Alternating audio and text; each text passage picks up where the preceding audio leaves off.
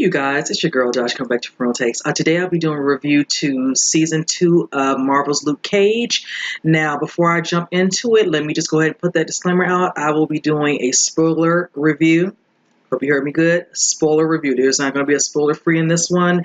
It's too much goodness to talk about, and I do notice that quite a bit has been posted. Where some people, of course, free, and then some are doing spoiler reviews, and some people are already projecting their thoughts on the ending. All that being said, so just know if you want to stay in this, I'm just going to speak my mind about what I thought about the whole entire season. I watched it, all of it over the weekend, and I first and foremost enjoyed it immensely. This was a great season. So let's just go ahead and jump right into it. I have notes here because it was so much stuff I wanted to discuss. Now, you already know about our regular cast members, of course, Luke Cage, Claire, we have Misty. Of course, we have other people like Shades, Mariah, Bobby Fish, to name a few, Ben, the sleazy attorney. And then you have some new people that I'm actually excited to actually discuss. You know, we have Johnny, aka Bushmaster. We have Cockroach, and we have Tilda, and we have a couple other people in the episode like DW, and then a gentleman by the name of, some other names I'm trying to think of. Was it Captain Tom Riddenhour? Hope I'm saying the last name right. And of course, Drea, the wife of Cockroach, Comanche, just to put out, and of course, Detective Nandy Taylor, so just a couple of people I'm going to throw out there. So while I'm discussing my review, you'll hear those names up again. Now, to start off the season, I like how season 1, first and foremost, I will say, I enjoyed. When it came out, Mike Colter, I was already a fan of his work when he was doing The Good Wife. He played a very sinister, very cold, calculating, type of mobster type of person. Everybody was scared of him, whichever, and all that. And I just love that. And I was loving that people liked it because he would I think he did one episode or so at first, and people really got, excited, hip to his character. They kept bringing him back. He had a recurring role. So that's kind of when I picked up on him as an actor more so than anything he'd done previously. And then I just kind of followed his work. So when I heard he was doing a show, I was excited to be actually watching him doing his, solo standalone show, with his own new cast, whichever. So, but he did a couple of appearances after the fact, but still. But going forward, I loved the origin they gave us. Can't cover everything. I love some of the fight sequences that were in here. He had some with Diamondback in the actual first season, and just understanding how he ended up, of course, behind bars. What happened to him, transpiring for him to get his powers. What happened to his wife, which we found out more so during the show Jessica Jones. But then him kind of dealing with the revelation, what part she played in it, and things of that nature. And of course, him being introduced to Claire, who was on other shows. It was just a nice character development for him. And of course, room to grow and evolve and seeing more. And here we are with season 2, which I've been waiting for patiently.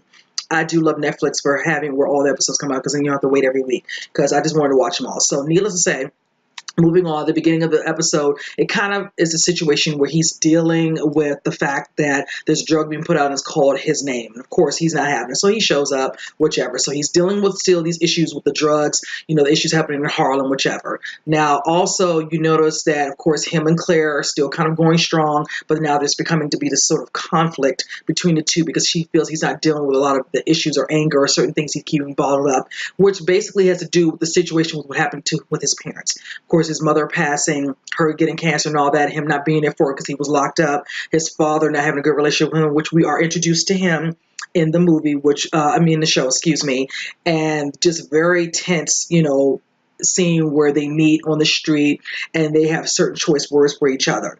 So it's like, there's no love lost between the two, of course, at the beginning of the season. And I like that dynamic because you get to know a little bit more about him and what happened in his family life. Of course, him reaching out to his father basically shunning him, and then, of course, him not wanting to do anything to him. But then now, all of a sudden, now he wants to show up and he wants to try to talk to him. He's like, I'm not interested in that.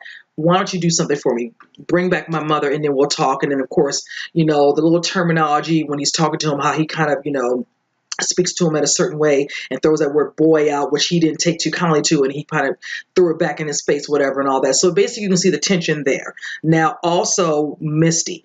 played by Simone Mizik. She is now dealing with the fact that she has lost one of her arms, and she has to cope with the situation. They do show scenes of her, doing those regular day-to-day things where she's using, her other hand to help her, do her hair, fix herself, in the mirror, brush her teeth, whichever. And you can see she's kind of slightly drowning her sorrows. And you just kind of feel for her. She's kind of going through a little bit of a depression, which clearly you can understand. And that kind of opens the doors for her with, meeting, of course, eventually with the new captain that I said, named Tom right now, who's actually taken over now. So it's him. Then, of course, we get introduced to the character, Detective Nandy Taylor, played by Antonique Smith. She comes in and they kind of butt heads. Basically, they have a past, and it seems like, they, are not very slightly cordial at times and all that, but every now and then it just seems like Misty always seems to be somewhere when she's trying to do her thing and she just kind of feel like she's in her way. So, you have that. And then also, you have the situation with Mariah now.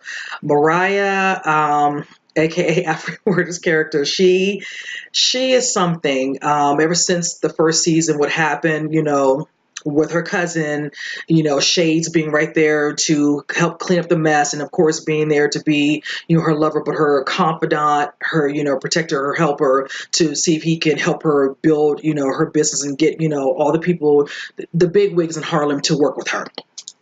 So you kind of see the whole situation of this season. To me personally, you kind of see like, the secrets, the betrayals, all these deals they're trying to make, these certain meetings going on. And a lot of this falls around Mariah Stokes. Now, also a certain situation happens where somebody comes to town, and he is played by Mustafa Shakir. His name is Bushmaster, also goes by Johnny. Now, I will tell you this. I enjoyed all the scenes with Mustafa. He was an excellent, villain in this movie. He was at times a scene stealer. I loved his portrayal of Bushmaster. Now, you kind of understand over the season, the full 13 episodes, at first you just see he's there. Of course, he wants to come to Harlem, whatever. He has some stuff he needs to take care of course, before he comes to Brooklyn. He hears, of course, about Luke Cage, who's his Luke Cage, whatever, and all that. And he sees, of course, video with these little two kids and all that. And he kind of, causes some little friction when he first gets there. And if you saw the trailer, you kind of see what happens when he decides to, confront Luke later on. And now, there are some other things that are happening within the season, like with Misty, which I enjoyed. Her previous, you would say partner, who was shady, and shady probably quite a bit, to the point where someone gets released and they have to kind of overturn a lot of the cases, the people who went to jail. And one of them, who is played by her actual husband in real life, Dorian Missick, he plays the title character named Cockroach. Now, I enjoy them because they're a lovely couple. And I'm familiar with Dorian's work in previous things in films, whichever. I became familiar with Simone off of this show. So, of course, moving forward, she's a badass on here, and I love to see her in other work outside. I know she just previously did a play somewhere. So, I like the dynamic because I didn't know he was going to be on the show. I didn't read up on everybody else that was actually involved on the show coming in for like new characters being introduced. I like the dynamic. He is a sleaze. Cockroach is a good name for him. The way he treats his wife, his son, hiding behind them. Very, just a lot of domestic abuse, whichever. And let's just say at some points in the actual show, Luke hands it just as good as he likes to give it to his wife, Drea. So I actually enjoyed those scenes, and then other scenes with him in the club where he makes little comments. There's some little hilarity within the movie with the show with him, Also, I love the scenes with Misty and Colleen where she comes to visit her, that she's trying to get her to do things, she's boxed, whatever, and all that. And I love how she says, let's kind of just go have a drink. And then there's one good scene that kind of, she forces her to defend herself against a couple people who are trying to, bother her, whichever, basically because of somebody she'd actually arrested, whatever, and the guy kind of wanted a little revenge. So she basically, Colleen's sister, drinks her beer and lets her handle it, and that's kind of when she gets a little bit extra confidence, and she's able to handle it. And of course, Colleen kicks in because more guys want to show up, and she's not going to let her girl just go down like that, which I loved. I will say Misty does realize over time that her her ex-partner before he got killed was doing shady stuff. So that means that cockroach could have been set up, whichever. And she just, needs the captain to see the vision she's seen, because of course she still has those visions when she's going through certain scenes, and within the movie, she shows up to a particular site where an accident or someone has died, and she always puts into her mindset how she thinks that particular incident happened, which I love. I thought that was very interesting when I saw the first season. I love that. Now I will say there are some other people who are introduced. Chaz Shepard, he plays Piranha. I don't know where they got that name from. I thought that was interesting.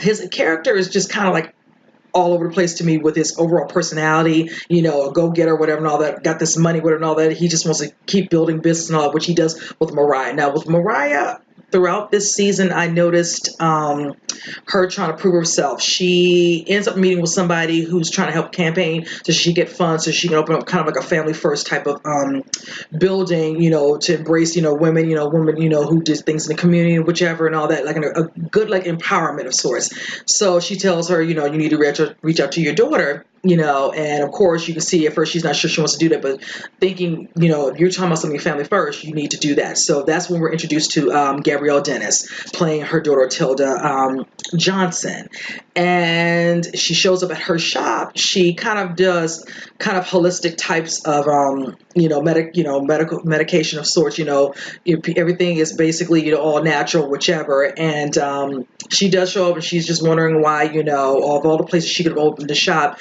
they don't have a good bond. She basically, things probably were not good intense the way she felt she was being treated by her mother, so she kind of left, but didn't realize she was still there. So of course she tracks her down at her shop, and she talks about having given her a chance, let her make it right. And at first she's kind of hesitant, but then of course she shows up, to meet up with her one night at the club, whatever. And of course, this is when Shays has no clue of this. Doesn't even realize she had a daughter, because of course he thinks he knows everything. She's being honest about a whole bunch of things, and she's not. Now, speaking of Shades, we're introduced to a friend of his from his past named Comanche, and he's a cool guy, whichever, and all that. They got their little bro, code of sorts, and really, he brings them onto the fold. Mariah doesn't particularly care for him. They have their little clashing of sorts, and kind of right there, you kind of notice certain signs within extra episodes where he's always kind of eyeing Mariah or saying this and all that, but then of course you eventually find out he's working as an informant. And I like that little extra added, for his particular character, because I was like, okay, he's just going to be some extra muscle. What is he going to bring to the actual episode? So that kind of, add a little extra intrigue. He's working, with Captain Tom, and I like that. Now, speaking of Captain Tom, him having some sort of a past with Mariah. Now, I will tell you this. I was looking interested about how the whole scenario was going to work with his character and Mariah. There was a scene where they're in an interrogation room and he's saying some stuff to her. Well, no, I'm sorry. He was at her place of business, upstairs in the upper area, and they were talking. He was like, let me work with you. This, let me do this, or these things will come back, and bite you, because there's a lot of stuff that happens within the first couple episodes where you see Johnny Boy Bushmaster. And let me tell you, that first episode was a nice little opening for him. You got to see his fighting style, how he is, and then of course when you look at the way he is, treated by the other gang of another person, which turned out to not be able to handle himself. And it was a very graphic scene, and I'm here for it because it was really good. I mean, it's on cable, they're not going to hold back, and I like that. That's one thing I can say about shows like this. I love it's just like, put it all out there. He's supposed to be a very ferocious villain, and that he was. He's there for business. He wants Mariah Stokes, and that's one thing I will say throughout the whole season. Anytime they said her name Mariah, he said Stokes. Mariah Stokes. He made it a point to say the full name, which was so comical to me at times, because I'm like, why does he keep doing that? But yeah, he wanted to make it known this woman has caused so much harm and devastation to him and his family, and rightfully so. Now with him, I'm going to say I enjoyed, like I said, backstory. You get a little bit of a backstory understanding. At first you're like, oh no, he's got to go. But then when you see more and more throughout the extra episodes, you see the damage, not that Mariah did, but something going back to Mama Mabel and the things that they did, with Uncle Pete, all these things are happening. You see all these things and all that. And you already know how Uncle Pete, he's very messy. And, it was just so unfortunate the way Mama Mabel did, because of course there was some sort of contract, with, I want to say Bushmaster Rum, whichever, and them in Jamaica, whichever, and them visiting and doing, work with his mother. Now they show him as a young boy, and the person they picked to play his young self was spot on. And of course, Mariah, being there, her cousin being there, and then you get to see what transpires, how it kind of blows up a little bit, where they have a kind of a falling out during a meeting with both parties, attorneys and whatever, and not both sides wanting to budge, and her having some sort of, information, to give to Mama Mabel to say, no, this is how it's going. This is a signed, so-called, as she put some signed napkin, and she wasn't buying it. It's like, I don't do these type of things. It's paperwork, whatever, and all that. I don't care if I came down here. I didn't care for the mosquitoes, whatever. Any little comment she could make to kind of downplay it. Now, on his, end, whatever, he gets caught up into it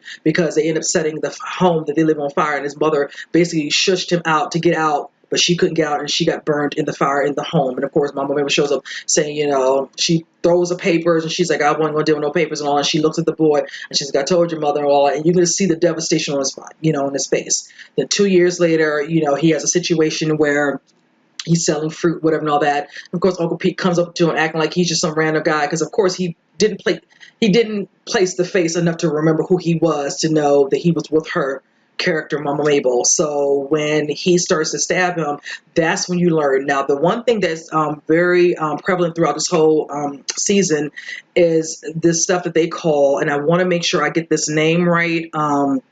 It's kind of like a place where they sell a certain drug, and what the drug is called, and what was it even called, if I'm not mistaken? It was kind of called like a nightshade.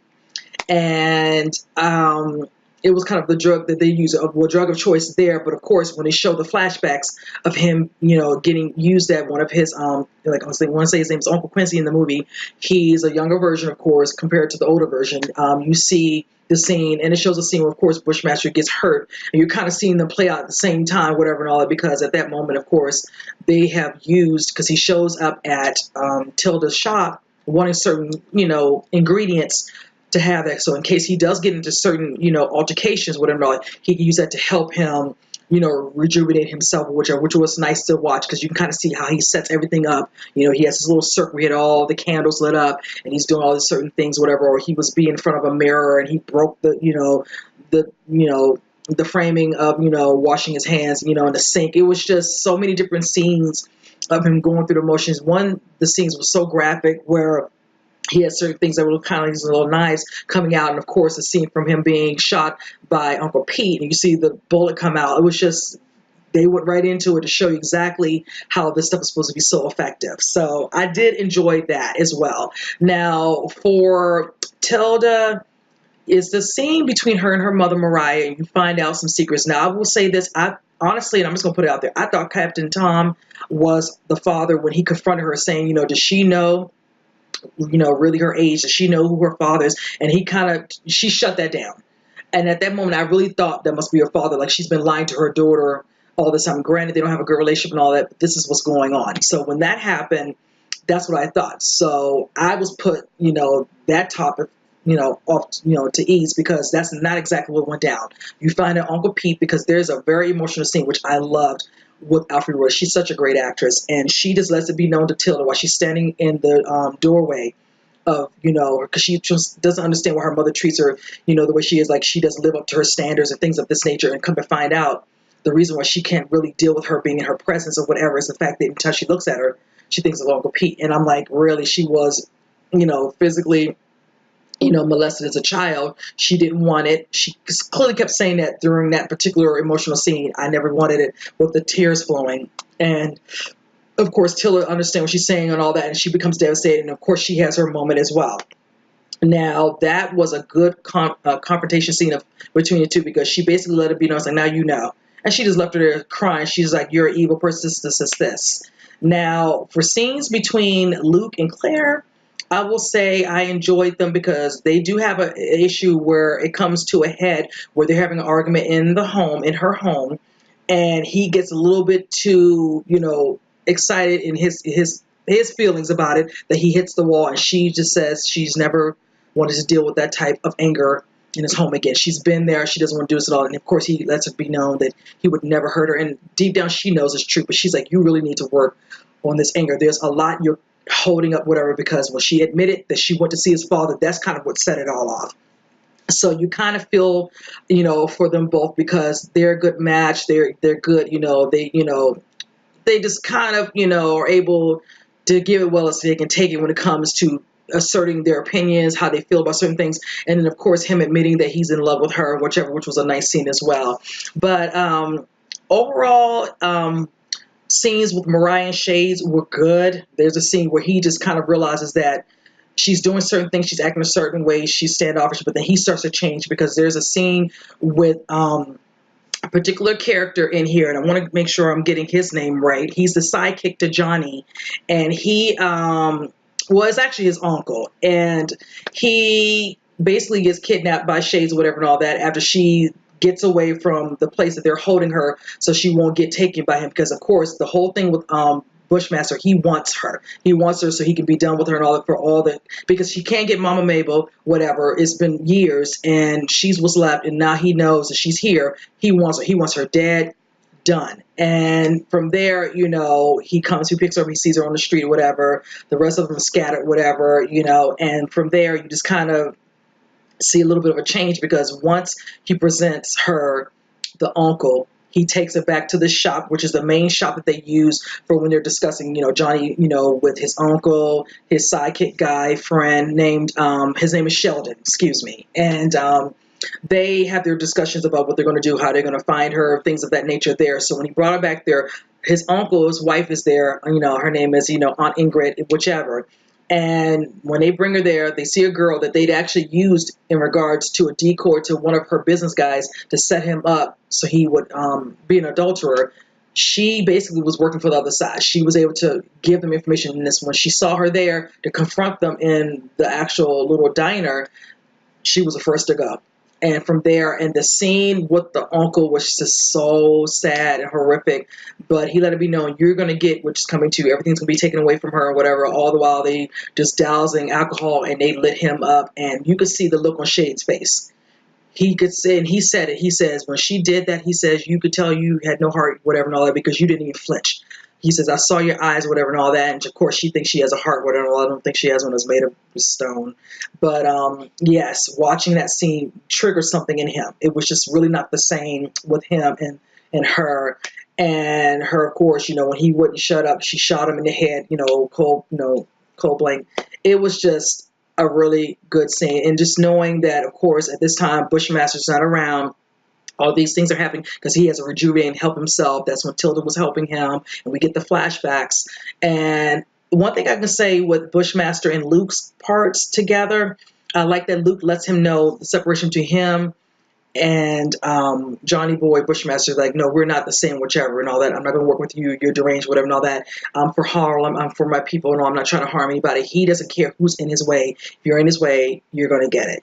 And I like the fight scenes. And I will say this, the fight scenes between those two were much better than the ones he had with Diamondback. I'm just going to be honest. And I really enjoyed that. Also, just seeing other scenes within the movie, like another scene, oh my goodness, it was so good. There's a scene where we get reintroduced to Danny Rand, aka Iron Fist, when he showed up in one of the episodes towards the end of the season. And it was great just to have the familiarity with them, because they weren't on good terms in the Defenders. I just love their camaraderie between the two, because they did not like each other. And it was basically, him feeling like, Iron Fist had some sort of ego and all that. Everything's handed to him. And then him, looking down on Luke Cage, assuming, that he knows him and all that. You don't know what he's talking about. Just the closed off mindset of both of them, honestly, because it was the ego for both. But, eventually they worked through it. And of course, they had a good friendship now. So he came to help him figure out where they were selling, the nightshade, whatever, which they were claiming it was in some place like a grow house of sorts. And I love the scene. There's a fight scene in episode 10, and I just have to name this. It was just a good scene. And I'm going to tell you, they had a little trick up their sleeve that was such a good, epic part of that fight sequence that was just like really good, top-notch stuff, and I like that. So Yeah, I was glad they brought him on. It was, only just for the one episode, but it was effective because it was really good just to kind of see him doing this thing. Now, speaking of him and his money, he basically reached out, Colleen and Danny, to help Misty with getting some sort of bionic arm. And I love the scene because once she got it, of course, that extra badass came out. She was whooping tail here and there when her and Luke were working together to figure out, what's going on, where's Bushmaster, trying to figure out what Mariah's doing with Shay so they could, get her. Because in the end, like I said, a lot of this all surrounded Mariah. Alfred Woodard's character was honestly most of the focal point besides Bushmaster's backstory to understand what was his purpose of coming to Harlem in the first place. And I will say the secrets coming out about Tilda's, father, learning a little bit more, and then her having these little visions at times, of course, of seeing Mama Babel and Uncle Pete and her freaking out, and then all of a sudden getting clarity again. And then, of course, when she was up there being held so they wouldn't catch her, when she was on the street, there's a scene where she's like, I'm tired of being this, I'm tired of being a certain way, I'm going to embrace what I am. She tried to shun it a lot in season 1, but this time around, she decided, no, I'm not doing that. I'm going to embrace it. I'm done. That's why when she went to that diner and did what she did, I don't think that's what Shades thought she would go, and she went above and beyond. So eventually things happen where they get the upper hand on Bushmaster, but of course he has something up in his sleeve, which caused the issue when he's being transported to authorities. Then you have the scene where Shades gets a hand up on a certain evidence to help, Misty, arrest Mariah. Finally, she's going to pay for, all her crimes. And I love the scene inside the jail because that was really epic on her part, because you could clearly look at her and tell she was freaked out, but she was able to put on a front real good, and the girl fell for it. She gave her that weapon and she sliced that neck, and they were like, she's like, I'm the head bleep in here. She's like, I'll get the money, this, but I love how she had to make the call to let them know to bring the money, because if she didn't, she might not woke up the next morning. So I love those type of scenes that we had with her, and of course, her having her day in court, saying the things she said, which were very cryptic. Her whole setup was, okay, people are going to come for me. I'm going to cause so much chaos in the streets. And she did cause some chaos, killing off people, anybody who was associated with her that could say anything against her. Even if they didn't, they were done. And there's one in particular sidekick who worked with her, and I cannot remember his name. He set up her little, like little war rooms of sorts, in case somebody came for her, she would be protected or whatever. And he was dealing with her press because when the family first opened up, they were 3 heads on a spike. All these things going on, whichever and all, and that was all courtesy of Bushmaster. He set it up. Same thing with Piranha. He knew certain business clientele that was helping Mariah. He was dealt with as well. And I enjoyed those scenes where Luke at first had him and was protecting him, but then he lost him. That was one thing I could not stand sometimes, was Luke. He would get distracted and leave. Like he would leave Ingrid, or he'd leave Piranha for even, I don't know if it's less than a minute, checking his phone, this, and you come back and they have grabbed them. I'm like, bro, what are you doing? If you're going to do your call, just do it right there. They have to hear it. They just have to hear it. I just hated that, because that happened quite a few times. And it was just like, they're going to really make him act dumb right now. Like, really? So besides that, the scene with Piranha and a tank with some Piranha, that was quite fitting. Rather, touche. And then, just overall scenes with Cockroach finally getting his, maker, his head, served on a spike, one of those 3 heads, just all these different things that were culminating throughout all of the episodes were really good, because like I said, it all focused around, honestly, Mariah and her finally getting what she deserves. Now, what was funny to me, well, not funny, but of all the people, you would never think it would have been her daughter. And she finally saw the ways when the guy who worked closer with her, he would look like he's in his 20s, whatever. No, I can't remember his name. Guys, if you comment below, just remind me, because it's just I'm losing my memory on that one. And she was across from where his body was laid out, mother crying, upset. That's when she knew she had to do it, because by then Bushmaster had already had his last kind of run-in fight with Luke, and he just said he's got to go. They were like, he's finally going to get what he wants because she's finally locked up. But it's like, he can't enjoy it. So, of course, his friend Sheldon took him, Ingrid, out of there, got the body of his uncle, and then they just left to go back to Jamaica. So from there, he had a nice choice of words, Bushmaster, aka Johnny, with Tilda, letting her know she has to be dealt with. She needs to be taken care of, this, that, and the other. So there are scenes where you see Tilda realizing that it's going to have to be me. I'm going to have to just handle this because clearly no one else is able to do this. And her mother, unbeknownst to her, would never even think it would be her that would be the one that would deal with her demise. So, of course, she gets visitors, of course, from her attorney, visitors from Shade, of course, her. And, of course, the last person she ends up seeing is Luke Cage and him speaking to her, whichever. And in the midst of that, because the scene with her and her daughter was really good. That scene where she's just over her, standing over on the other side of the room where they have the waiting room where they, get to see whoever's their visitor, and she gives up and she gives her this kiss with this like a nice little red lip, and that's all it took. Whichever and all that, she goes, whatever, doesn't start working right away. So I don't know if it was a couple hours later, because that's the one thing you don't notice from that particular scene. And it was really a good scene to know later on that day, did he come to see her? Was it the next day? I want to think it was later that day, so it takes hours for it to really kick in. But when she's seeing Luke and she's talking to Luke and making him understand, that he deep down, cares what on, he's just like, I don't care for you. I don't want this. But then when that started happening, the blood coming, of course he doesn't. But then she's like, oh, it burns. And he was like, good. He was like, you've caused a lot of deaths. It's like, I'm not going to feel for you. I'm not here for this word and all that. And he's like, I won't leave you alone. And she was like, thank you. And she's like, I'm not done with you yet, Luke. And that's kind of how she passed on, whichever. So, and of course you see in the newspaper, the witch is dead. That was so funny. But, it shows, Shay sitting in one of these little, kitchen diners or whatever. And of course, him signing his little stuff, to help them put girlfriend behind bars. That became null and void. So he is second in line because he was with her when he gave his confession. He confessed that he was helping her do all these little stuff, but he signed this thing thinking he was going to get off. Oh no, that gets ripped up, and now you're going to take the fall, whichever, because she had to be fully convicted for it to stick. And since she is dead, it does not apply. And I did not. And he was like, wow, she got him, and he had to laugh about that. And he's like, yeah.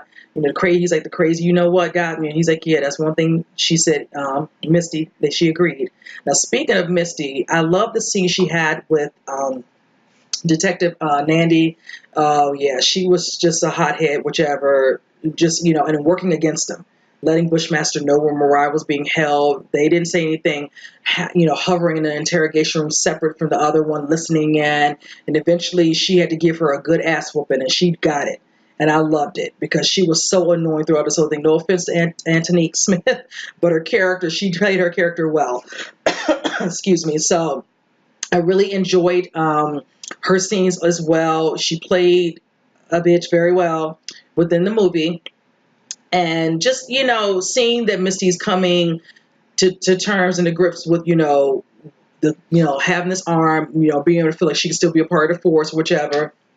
And then, being considered what she might be the next, chief of that department, because, of course, Captain Tom does get, assassinated by, Comanche, and he gets it because once Shay's just something about some of the wordings, things he said to Shay's red flag went up, and he basically followed him, and he found out he was an informant telling information. So both of them were done. Shays basically didn't kill Captain Tom, but he used Captain Tom's gun to do the damage or whichever and all that. And that's one of the things that came up in prior to interrogation. He was giving us information to tell him all that. But unbeknownst to him, he went to visit his friend's mother, and he lied. Told me he's going to take care of her, and she didn't want it. So when he was confessing, I like how Misty did him.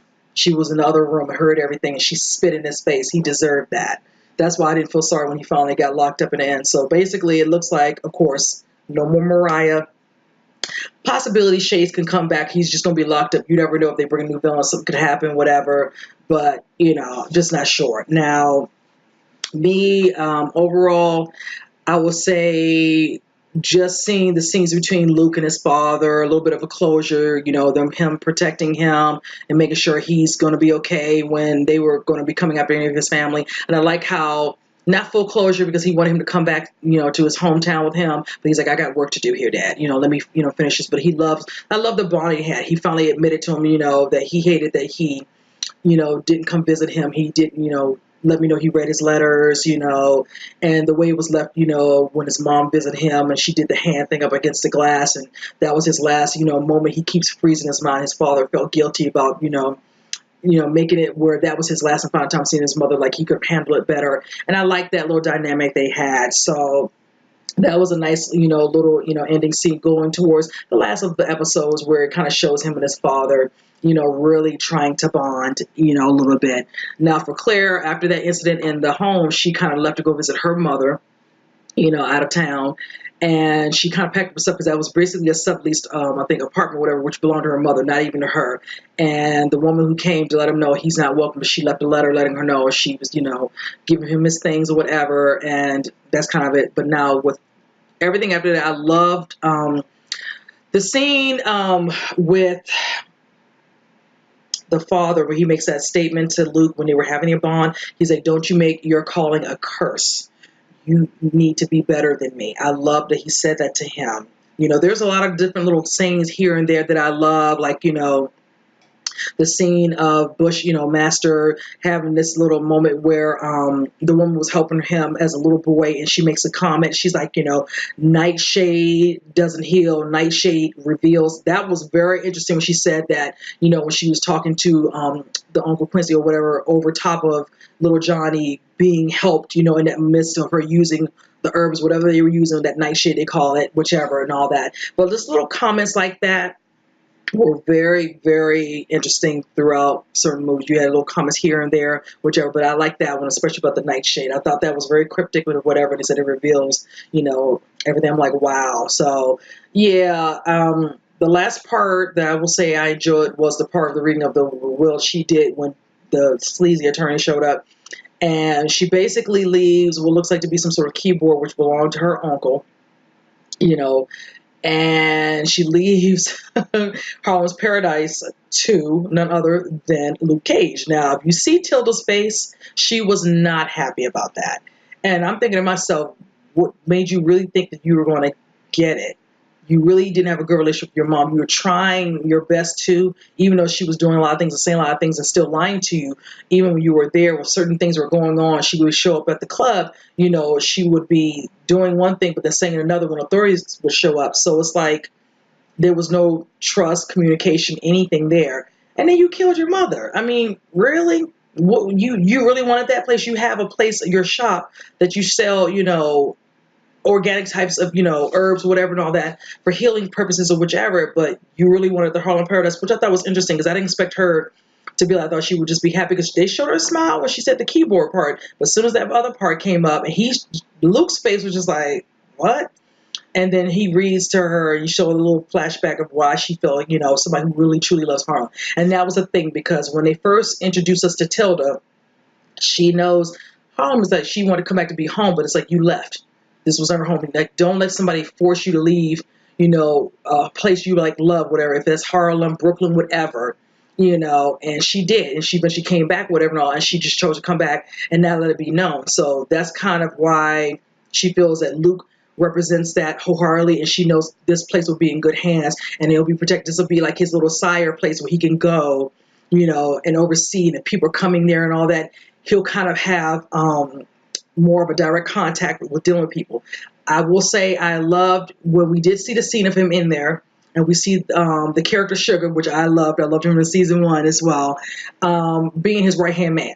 He goes back to the old barbershop place, and the young boy DW was just like, I can't do this with her. You can't keep doing, your business and all this stuff up in here with her and all. I'm going to make this a barbershop, and I'm going to make this legit. You're going to take that somewhere else. And Luke was like, I oblige that. So when he left out with him, Sugar went with him, Ben showed up with her and all that. He was like, okay, that's when he, they went there. He has a suit on, no more hoodie. And from there, it just shows him, he changed out the painting of Biggie. He puts Muhammad Ali on there. I know that's right. And it was just a nice scene. Now, mind you, of course, you see some of the ladies of the PD, and you also get to see, of course, Tilda coming in here, sitting over in the side in the shadows, but looking up at Luke, wondering what she's plotting. It makes me wonder, is Gabrielle Dennis coming back?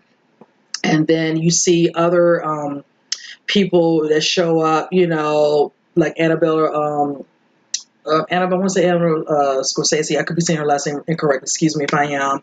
She's of course part of one of the Italians or whatever, and I love the scene between her and him. You know, she had to let it be known to her Italian goons or whatever, but they show up at the club. They have all the different people, you know, the Chinese, the Italians, you know, the Russians, all of them there and all that, you know, amongst, you know, them. And he's just kind of overseeing everything. Of course, Misty don't know how she feels. She's like, you know, don't let me have to come here and, you know, deal with it. He's like, I wouldn't have it any other way. So if he gets off the straight and narrow, then we're going to have a problem. So I actually enjoyed that little bit of banter. But when he was getting ready to start business, which was a good scene, he starts talking to Sugar, and they kind of looked at her, you know, a ways, and she just looked at him like, like, yeah, you need to leave. We're talking business now. You know, he's a good guy. I don't want to believe that he's going to turn, but we never know how season 3 is. Certain things might happen that starts kind of sway him a little bit, but then somebody can bring him back. Maybe it could be Claire. But the scene does happen where Claire shows up. We never see her, and he tells Sugar to tell her to go home. So it's like, I thought that was interesting that we didn't get to see her in that. So I don't know if it was conflict scheduling, whatever, they wouldn't show her in that last little scene. You know, anything could happen. That probably was what it was. So from there, it's like I said, you just see the ladies, you know, of the PD, you know, Harlem PD, and you see Tilda in the back, and all those other people. And of course, I'm not going to not end it without letting you know all the music. Karis One, we got ourselves Faith Evans, we got ourselves Rakim. You know, I was loving the different, you know, artists that showcased on the show. Joy was on there. It was just awesome. There was some unknowns to me personally, but the music was on point for all the main scenes, fighting sequences, you know, or just backdrop music. And of course, the scenes at the Harlem Paradise, which had those particular people I just named. And it was just really nice. It was so good seeing. I love me some Rakim and KRS One. It's just, I was just here for that. But yeah, it was a great season, you guys. I hope I didn't ramble on. I just wanted to kind of get out there all my feelings about all the parts that I really enjoyed. Now I'm looking forward to season 3 because the way they left it after his little moment, of course, with Sugar and him leaving and all that, and him kind of looking down, he goes and sits back down in the seat that we know that Mariah used to also love to sit in, you know, at the foot of that desk. It just kind of shows him kind of looking right into the camera, and it's a little serious look, all in his, you know, double-breasted, you know, his vest, and this, you know, just looking very dapper. So it's just basically going to see, I think, going to season 3, you know, how's this going to affect him? Is he going to still have a clear, you know, mindset of why is he doing this? Why he chose to keep it? Because at first he stated he wanted to give it away. So when they showed him the next moment in a suit, staying at the top, looking through the full circle, I was just like, I thought he was going to, you know, he wanted to burn it down. That's why I was just like, okay, they're going to go here with this aspect. So that's going to be interesting to see. I'm looking forward to seeing, you know, what's going to happen with him now with this. You know, is this going to pull a tug, whichever? Is Missy going to have to really stay true to her words? Like, I'm going to watch out for you. Hopefully you don't, you know, cross to the dark side, you know, stay focused. What is your, you know, but he wants to feel like if he's in this particular position, he can be able to control the situations with all the different, you know, groups within Harlem. And that's what I'm thinking. I don't think from previous relationships, you know, within the community, he's ever known to, you know, to sway. So, but other than that, you guys, I hope you all enjoyed my spoiler review.